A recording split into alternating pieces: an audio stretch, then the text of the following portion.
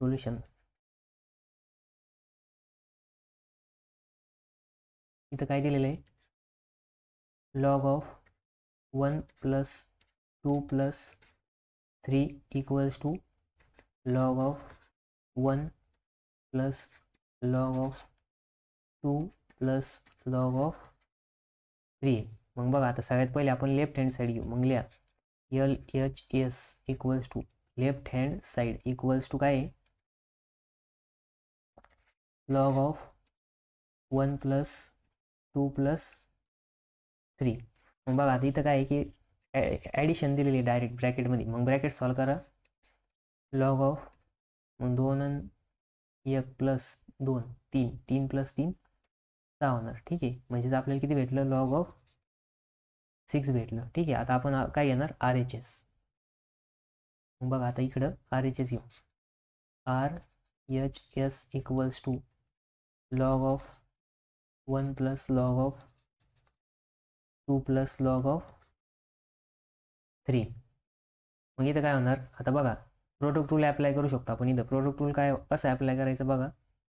Product rule आहे log of M + log of N + log of P. असं जर असेल तर काय लिहू शकतो आपण याला, लॉग ऑफ, आता पहिले काय की 2 जर दिलं असेल तर M × N व्हायचं. आता इथं 3 दिलेले म्हणजेच काय होणार, M × N × P होणार.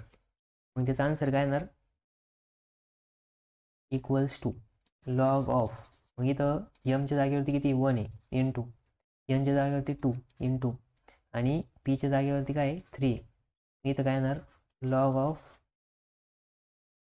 1 1 2 2 2 × 3 किती होणार 6 होणार, म्हणजे लॉग ऑफ 6.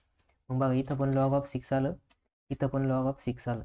मग इथं लिहा 1 आणि इथं लिहा 2. मग खाली लिहायचं फ्रॉम